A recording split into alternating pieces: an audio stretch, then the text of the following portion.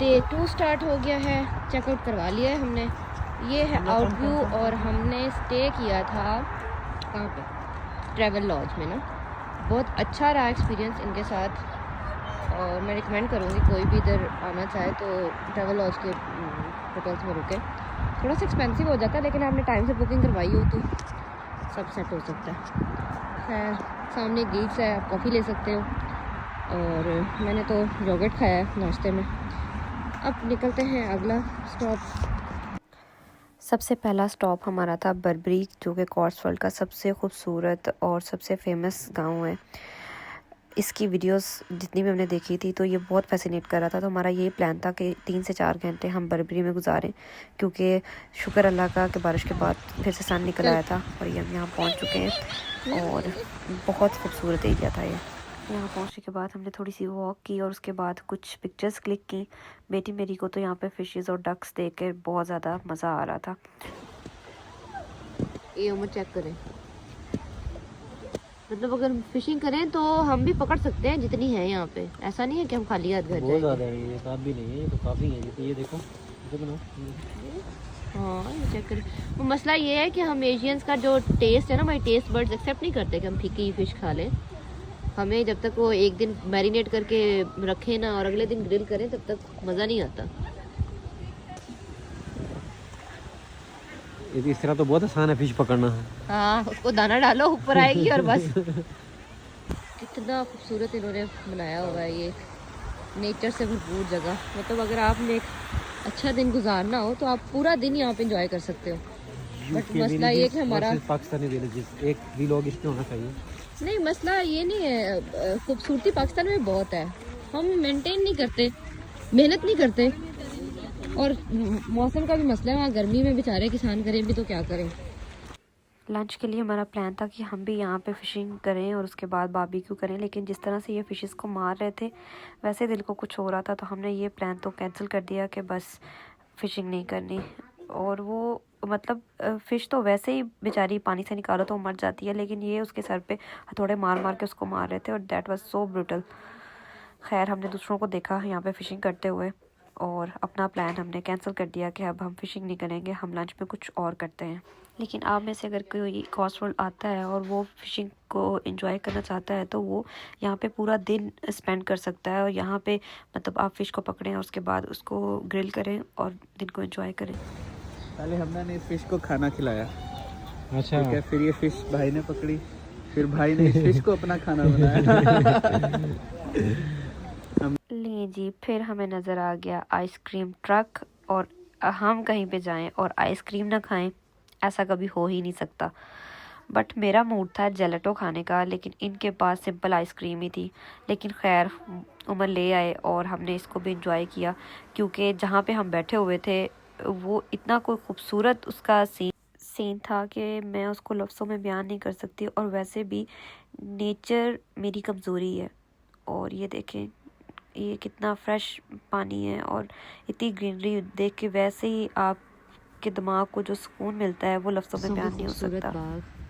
मतलब अगर अपने साग खाना हो तो वो इधर यूके से फ्रेश भी मिल सकता है। ये सामने घर है और ये इनका बाग है। Peaceful retirement life. बर्बरी के बाद जो सेकंड पॉइंट हमने विज़िट करना था वो था बॉटम ऑफ द वाटर, जिसको वीनस ऑफ द कॉर्ट्सवॉल्ड भी कहा जाता है, बिकॉज इसके विलेज के अंदर से जो रिवर गुजरता है, आई थिंक विंडरश, उसके ऊपर लो हाइटेड 5 ब्रिजेस हैं और उसका जो आर्किटेक्ट है वो बिल्कुल इसको वीनस जैसा टच देता है। कितना मजे की जिंदगी है, एक भाई निकाल रहा है, एक लगा रही है, भाई खा रहा है। ये चेक करें, ये लेक साइड हम बैठ के छोटा मोटा लंच करने लगे। ऑरेंज खाना है? हाँ जी खाने। ये अच्छा किया हमने, वैसे ना सारे हेल्दी स्नैक्स ही लेके आए थे। Bro, this is not healthy, bro. बस थोड़ा सा ऑयल ही ज़्यादा है इसमें। नमक, मिर्च, मसाला। बोला हम कहीं जाए और जंक ना हो वहाँ पे। वो देखो कपल कितना अच्छा शूट करवा रहा है। नेक्स्ट विलेज जो हमने विज़िट करना था वो था स्टोन द वॉल, लेकिन लंच करने के बाद हम थोड़े से लेज़ी हो गए थे, तो हमने लिए कॉफ़ी ब्रेक। ये मंदिर नहीं है, चर्च है।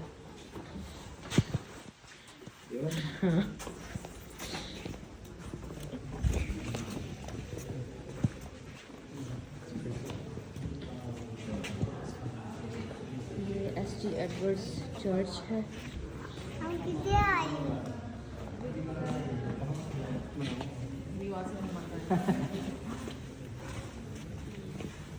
कितना महंगा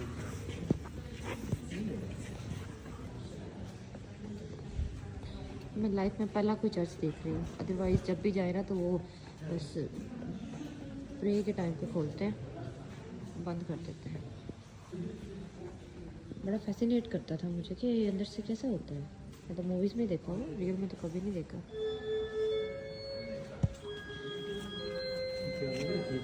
ये था चर्च का बाहर से व्यू, और इसको मैं देख रही थी और मुझे ऐसे लग रहा था कि मैं 15th या 16th सेंचुरी में जी रही हूँ, क्योंकि ये सारी बिल्डिंग्स और ये सारी जो यहाँ पे चर्च या घर हैं वो इतने ही पुराने हैं। एक तो घर मैंने देखा। ये कैम्ब्रिज यूनिवर्सिटी, और नमाज का टाइम जा रहा था और हमें नमाज़ पढ़नी थी। ये है इस्लामिक प्रेयर रूम, लेकिन ये बंद था, कोई कंस्ट्रक्शन चल रही है और वी वर वरीड कि अब वज़ू कहाँ करें, क्योंकि यहाँ पे आउटडोर आपको वॉशरूम इस्तेमाल करना इट्स क्वाइट डिफ़िकल्ट। फिर एक कोई स्टूडेंट्स थे यहाँ पे मुस्लिम्स, उन्होंने हमें असेस दी, जाने दिया और सुकून से वज़ू किया है, बैठ के आराम से प्रॉपर तरीके से। और इतनी कोई दिल से दुआएं निकली हैं ना। यहाँ प्रदेश में नमाज़ पढ़ना मतलब पाकिस्तान बहुत बड़ी नेमत है इस लिहाज से कि वहाँ पे नमाज़ पढ़ना जो है ना बहुत इजी है। इतनी मस्जिदें हैं, इतने वज़ू की जगह हैं, तो अल्लाह पाक सबको 5 वक्त नमाजी बनने की ना तौफीक अता करें बस। अब हम ऑक्सफोर्ड में यहाँ पे आए हैं अफगानी कुजीन पे खाना, रोटी खाने, दिन का पहला मील खाने। और एक प्लेट बताऊं करवाते हैं, एक प्लेट भिंडी, ओबरजीन एंड ओकरा, एक तो मेरी तरफ करेले भी ला ला।